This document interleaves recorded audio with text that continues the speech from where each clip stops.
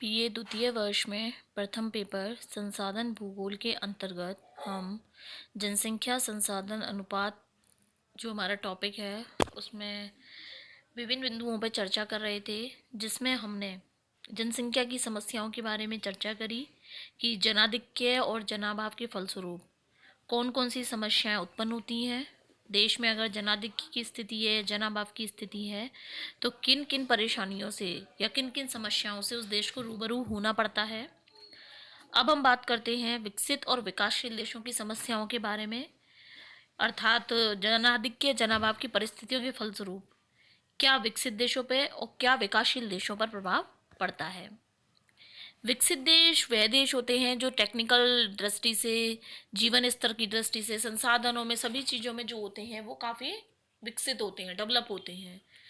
तो विकसित देशों की समस्याओं के अंतर्गत अगर हम बात करते हैं तो सबसे पहली आती है जनसंख्या संरचना में वृद्धों की संख्या में वृद्धि। जो विकसित देश होते हैं, अगर वहाँ पर अनुपात देखा जाए जनसंख्या का, तो उसमें वृद्धों का अनुपात अधिक है, क्योंकि वहाँ पर जन्म दर और मृत्यु दर दोनों में ही संतुलन है, सीमित मात्रा में है। और स्वास्थ्य सुविधाओं की अच्छी फैसिलिटीज़ होने के कारण वहाँ पर 75 वर्ष या इससे अधिक जो है वो मनुष्य आसानी से जीवित रहता है, क्योंकि वहाँ पर मेडिकल फैसिलिटीज़ इतनी ज़्यादा हैं कि बुज़ुर्ग लोगों का इलाज अच्छी तरीके से होता है। तो कुल जनसंख्या में इस कारण हम बात करें तो जो अकार्यशील वृद्धों का अनुपात है वो अधिक पाया जाता है, क्योंकि वृद्ध हो जाने पर जो वृद्ध व्यक्ति हैं वो किसी तरह का कार्य नहीं कर पाते, रोजगार वगैरह या उद्योग धंधों में उनका किसी तरह का सहयोग नहीं होता है, जिसके कारण वो अकार्यशील की श्रेणी में आ जाते हैं। तो सरकार को जो है वो वृद्धों पर उनकी पेंशन, स्वास्थ्य सुविधाएं आदि पर खर्चा करना पड़ता है। तो विकसित देशों के अंतर्गत ये सबसे पहली समस्या आती है कि वहाँ वृद्धों की जनसंख्या काफ़ी अधिक होती है। सेकंड आता है नगरीकरण का उच्च स्तर। जो विकसित देश होते हैं वहाँ पर नगरों में रोजगार, शिक्षा, स्वास्थ्य सुविधाएं, यातायात आदि की प्रचुर और पर्याप्त मात्रा में फैसिलिटीज होने के कारण अधिकतर मनुष्य, अधिकतर जनता जो है वो नगरों में ही निवास करती है। अधिकतम नगरों में निवास करने के कारण नगरीकरण की प्रवृत्ति बढ़ती है, जिसके कारण नगरों में जनसंख्या का जो संकेंद्रण है वो काफ़ी बढ़ जाता है। अधिक औद्योगिक क्रियाएं, यातायात, सघन जनसंख्या के कारण जो प्रदूषण का स्तर है वो भी काफ़ी उच्च पाया जाता है, क्योंकि जब जनसंख्या ज़्यादा होगी तो वहाँ पर यातायात ज़्यादा होगा। इसके अलावा जो औद्योगिकरण है वो प्रवृत्ति भी बढ़ेगी धीरे धीरे, तभी लोगों को रोज़गार मिलेगा। तो जिसके कारण जो बड़े बड़े क्षेत्र हैं वहाँ पर नगरीकरण के साथ साथ प्रदूषण की समस्या रहती है। इसका प्रभाव मनुष्य के स्वास्थ्य पर भी पड़ता है।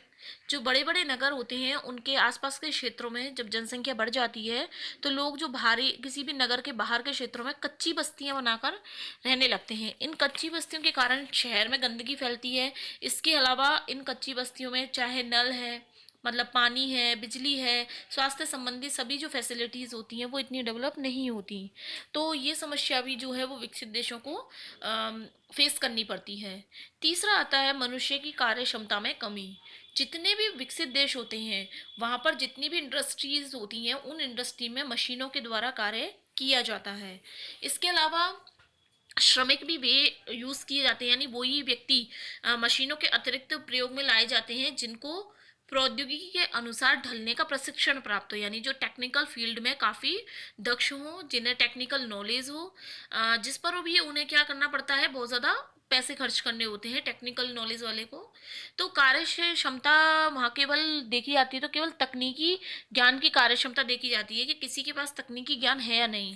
और किसी व्यक्ति के पास अगर तकनीकी ज्ञान है और उसे उद्योग धंधों में यूज़ में लिया जाता है तो उसको फिर जो सैलरी वगैरह होती है वो भी काफ़ी ज़्यादा पे करनी होती है। तो इस तरीके से जो कार्य क्षमता यहाँ पे वो आवश्यकता के अनुसार नहीं पाई जाती, क्योंकि इतने टेक्निकल लोग जो है वो सभी जगह पर नहीं मिल पाते हैं। तो इस तरीके से विकसित देशों को इन प्रमुख समस्याओं का सामना करना पड़ता है। इसके बाद हम बात करते हैं विकासशील देशों के बारे में।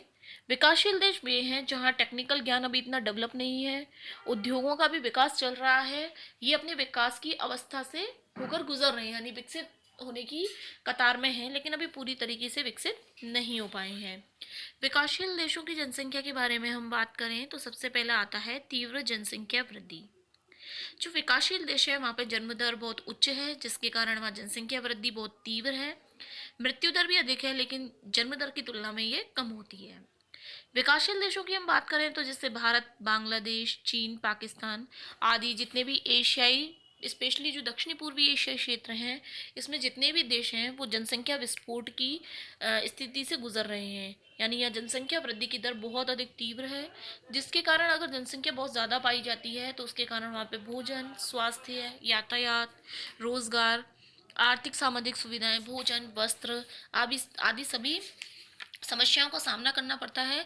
क्योंकि ऐसे क्षेत्रों में क्या है कि संसाधन तो सीमित है लेकिन जनसंख्या बढ़ रही है, तो जो बैलेंस है जनसंख्या संसाधन का वो बिगड़ जाता है।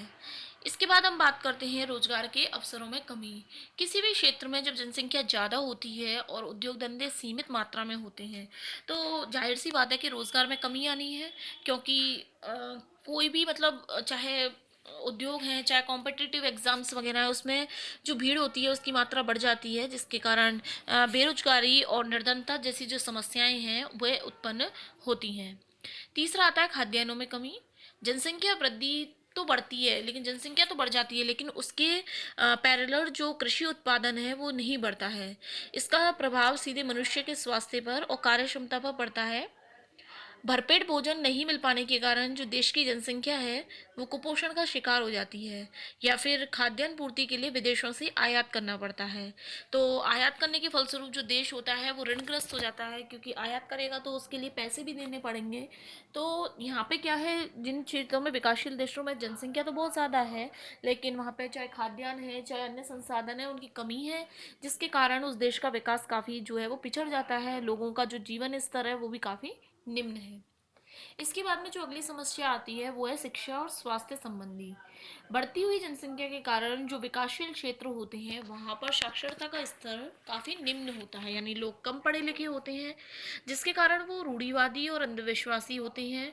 इसके अलावा इसका प्रभाव जो है वो परिवार नियोजन और स्वास्थ्य आदि चीज़ों पर भी पड़ता है। यानी साक्षर ना होने की स्थिति में उन्हें इतनी नॉलेज नहीं होती है कि किस तरह का जीवन उन्हें जीना चाहिए, किस तरीके से वो अपना विकास कर सकते हैं, किस तरीके से उन्हें जनसंख्या पे कंट्रोल करना चाहिए।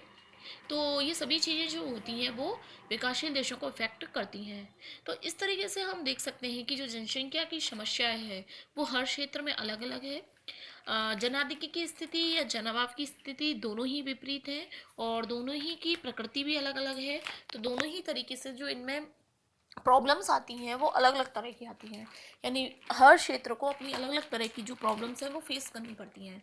तो इस तरीके से इसका प्रभाव जो है वो देश के विकास पर पड़ता है। तो जनसंख्या संसाधन अनुपात के अंतर्गत हमने क्या होता है, इसके अंदर तीन तरह की स्थिति हैं, जनाधिक्य, जनाभाव, अनुकूलतम जनसंख्या। इसके बारे में हमने चर्चा करी। अब जो लास्ट टॉपिक है हमारा जनसंख्या संसाधन अनुपात में, वह आता है जनसंख्या संसाधन प्रदेश। तो उसके बारे में हम अपने नेक्स्ट लेक्चर में पढ़ेंगे।